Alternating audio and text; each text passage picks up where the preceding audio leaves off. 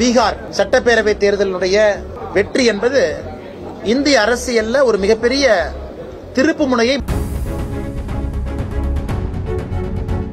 மரியாதைக்குரிய ராகுல் காந்தி அவர்கள் நம்முடைய எதிர்க்கட்சி தலைவர் அவர் ஓட் அதிகார் யாத்ரா அப்படின்னு ஒரு யாத்ரா போனாங்க பீகார்ல.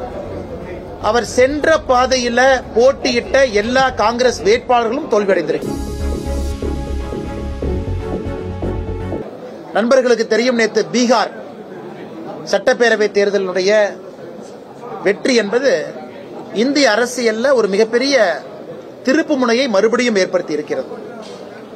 பீகார்ல இத்தனை ஆண்டு காலமாக நாம் தான் ஆட்சியில் இருக்கின்றோம், தொடர்ந்து ஆட்சியில் இருக்கோம்.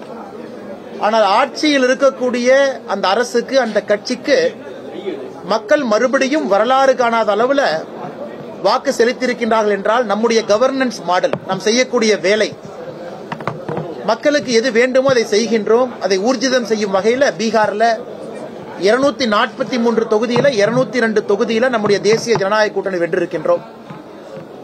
அதிலே பாரதிய ஜனதா கட்சி தனிப்பெரும் ஒரு கட்சியாக நம்முடைய கூட்டணியில 89 தொகுதியில வென்றிருக்கின்றோம். நம்முடைய முதலமைச்சர் நிதிஷ்குமார் அவருடைய கட்சி ஜனதாதளம் 85 தொகுதியில வென்றிருக்கின்றார்கள். நம்முடைய கூட்டணி கட்சிகள் எல்லோரும் இணைந்து 202. அதனால் இது ஒரு மிகப்பெரிய ஒரு வெற்றியாக ப்ரோ இன்குபென்சி, எப்பவுமே ஆன்டி இன்குபென்சி என்று சொல்லுவோம். ஆட்சிக்கு எதிராக மக்கள் வாக்களிப்பாங்க, ஆட்சிக்கு ஆதரவாக ப்ரோ இன்குபென்சி, இந்த ஆட்சி தான் வேண்டும் என்று வாக்களித்திருக்கிறார்கள்.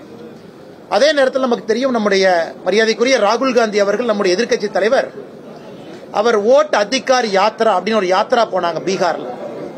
அவர் சென்ற பாதையில போட்டியிட்ட எல்லா காங்கிரஸ் வேட்பாளர்களும் தோல்வியடைந்திருக்கின்றார்கள்.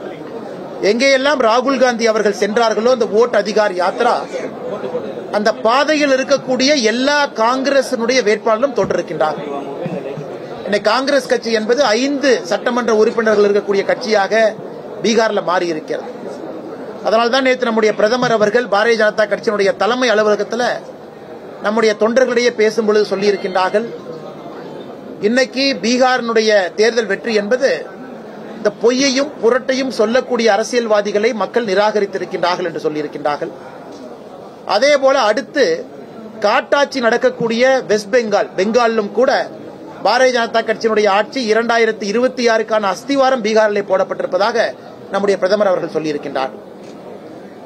புதுச்சேரியிலும் கூட நம்முடைய கூட்டணி ஆட்சி, நம்முடைய தேசிய ஜனநாயக கூட்டணியினுடைய ஆட்சி மறுபடியும் 2026ல் மக்கள் தேர்ந்தெடுக்க இருக்கின்றார்கள். அதற்கான மக்களுடைய மகிழ்ச்சியை நம்ம பார்க்க முடியுது. அதற்கு கட்சி பாரதிய ஜனதா கட்சி எங்களை தயார்படுத்திக் கொண்டிருக்கின்றோம். இந்த SIR தீவிர வாக்காளர் திருத்தப் பட்டியல், அதிலே எங்களுடைய பங்களிப்பு இருக்கு. யாரெல்லாம் வாக்காளர்களாக பதிவு செய்ய வேண்டுமோ, இறந்திருப்பவர்களை நீக்க வேண்டுமோ அந்த வேலைகளை செய்து கொண்டிருக்கின்றோம்.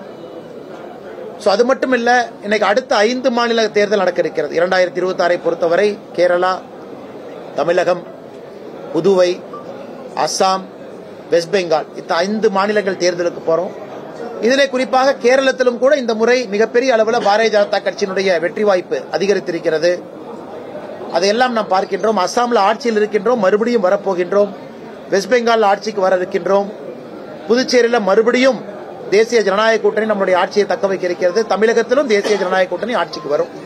2026 தொடர்ந்து இந்த வெற்றி தொடரும் என்ற நம்பிக்கையை பிரதமர் அவர்கள் தெரிவித்திருக்கின்றார்கள். அதையும் நம்ம பார்த்தோம். செய்திகளை உடனுக்குடனும் துல்லியமாகவும் தெரிந்து கொள்ள சப்ஸ்கிரைப் பண்ணுங்க.